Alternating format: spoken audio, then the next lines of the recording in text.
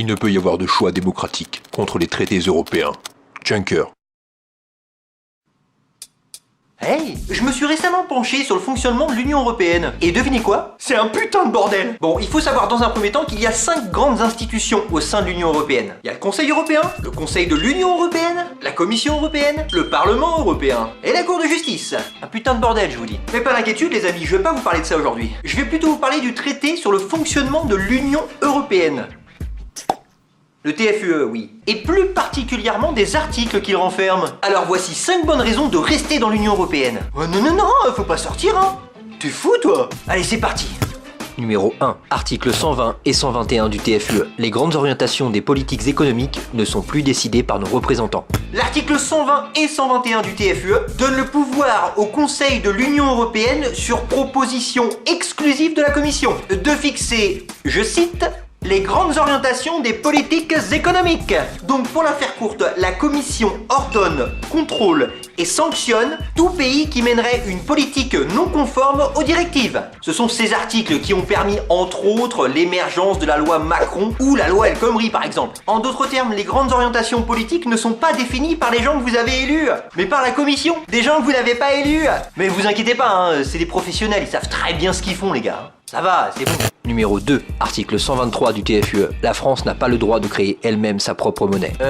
J'ai vraiment besoin de commenter cet article là? Bah oui, Jordanix, c'est le principe de ta vidéo. Ouais, bon. Pour faire simple, les institutions européennes interdisent aux États d'emprunter auprès de leur banque centrale. La création monétaire est donc abandonnée aux banques privées. Les banques qui, je vous le rappelle, sont quand même déjà pétées de thunes, hein. Et en plus d'être pétées de thunes, les banques privées ont un seul et unique objectif, c'est de ramasser un maximum de pognon en un minimum de temps, ouais. Et ça pour l'intérêt général, c'est super! Ah non, en fait, peut-être pas. Numéro 3. Article 245 du TFUE.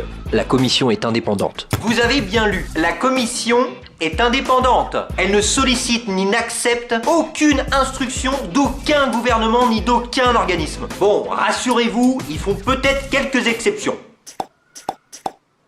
Ouais. Étrangement, il y a un tout petit détail qui est absent de l'article.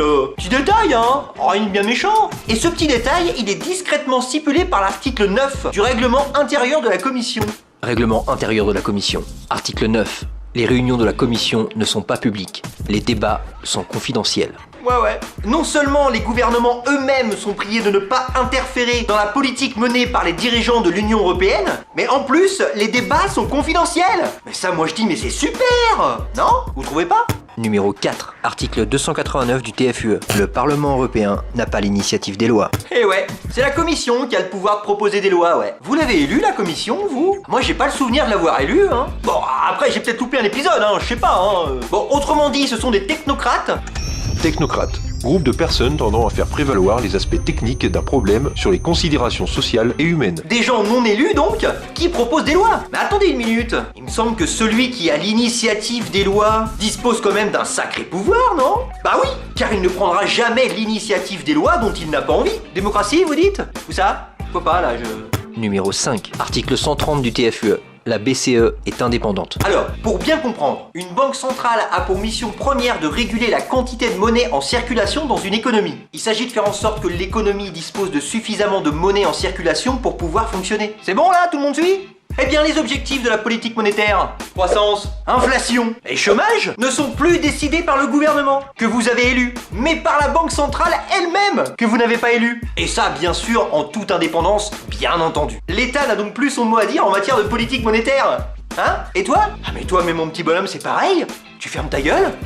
Vous pouvez voter à gauche ou à droite, ça ne changera absolument rien à la politique monétaire. Donc quand vous entendez le petit Régis s'exclamer sur son canapé en regardant BFM TV, « Moi j'en ai marre, le président il a encore augmenté le taux de chômage, il a fait baisser la croissance et l'inflation a encore augmenté !» Eh bien notre petit Régis en disant ça, montre qu'il n'a jamais lu les traités de la Constitution européenne. Et comme je le comprends, putain c'est chiant quoi. Et puis franchement, le foot et les émissions de télé-réalité, entre nous, c'est tellement plus sympa.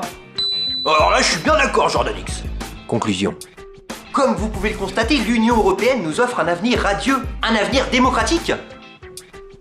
Ça se dit ça, démocratique? Bref, c'est notre avenir. Soyez heureux, merde. Après tout ça, franchement, si vous voulez toujours pas continuer à encourager le développement de l'Union Européenne, je peux plus rien pour vous les gars là, hein.